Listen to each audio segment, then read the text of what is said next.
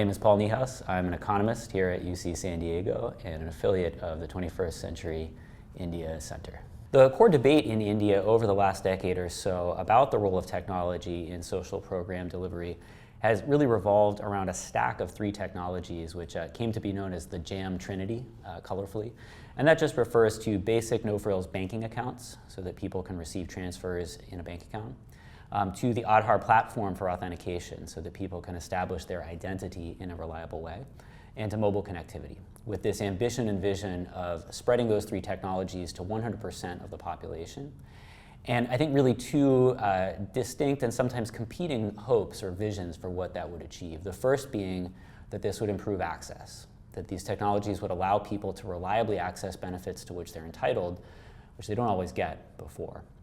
And the second being that it would cut down on leakage, on the amount of money or food that gets diverted from these transfer programs by people who aren't actually the ones entitled to get it. The findings, and it's important here that the findings not just of one study, but of a sequence of studies, which I think will be an important part of the story, were nuanced. And I think if there's a headline message, it would be, don't think of any particular piece of technology, whether it's Aadhaar or something else, as a monolithic thing that will have the same effects everywhere. Think that it matters a lot how we choose to use it and what sorts of rules and protocols we put around it that govern the way people interact with it.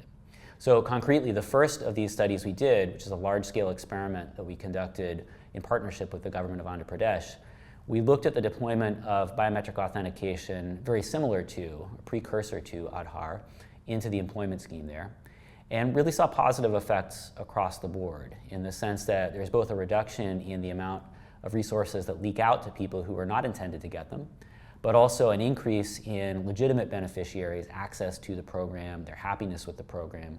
And by the way, I think those numbers end up being consequential for policy in the sense that the state then faced a decision about whether to retain that reform or roll it back in the face of some pushback and some opposition. And these numbers help assuage their concerns that in fact 90% of people prefer the new system to the old one. So in that case, it sort of seems like a win-win. We then go to Jharkhand and look at a deployment of Aadhaar into the public distribution system there, which superficially might seem like a very similar problem, a very similar intervention.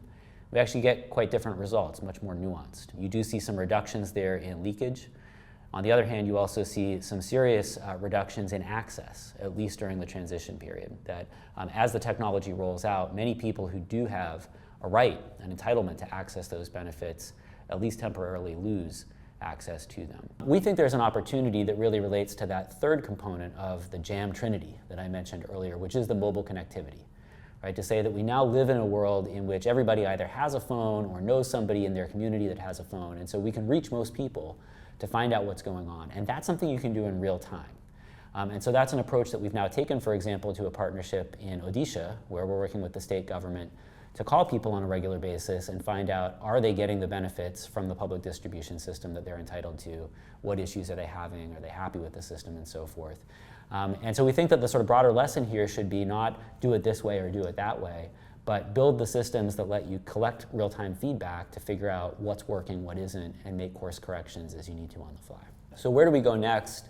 I think both for us specifically and also more broadly for the policy conversation in India, our focus has really been on working with state governments to create these feedback loops, because we think once you have those systems in place where you're hearing in real time from people about how things are going, and you're doing that proactively, where we're reaching out to them and not relying on them reaching out to us if they have a complaint or an issue, right? We think that's how you really create a responsive state. And so we see that as an exciting opportunity. Then I think there's this broader policy conversation of once you have built that platform, right, of what we call the JAM Trinity, right, meaning that everybody has a bank account, everybody has their Aadhaar number, everybody is reachable by mobile phone. Can you rethink some of the fundamental premises of the welfare state? So an example I'd look to here is, there was an era in which perhaps the best way to help farmers was to give them free electricity, because we had wires and we could send them the electricity, right? Now we have the option instead of sending them money. And if we do that, instead of the free electricity, perhaps you improve people's incentives to conserve on groundwater, right? And not create some of the environmental problems that we see with free electricity and excessive groundwater extraction. You give people more flexibility to make the sorts of investments, whether it is in water or fertilizer or seed or whatever it is they want to make. And so I think you see a lot of that transition starting to happening, right? Where more of the programs that are rolling out now are targeting farmers with non-distortionary transfers, like cash transfers, as opposed to some of the older methods, like giving people free electricity that we saw in the past. And then there are still open debates. Should the public distribution system, for example, which is currently food-based, also transition to use this new technology stack? I don't know. There are good arguments both ways. That's the conversation that we're going to continue to have.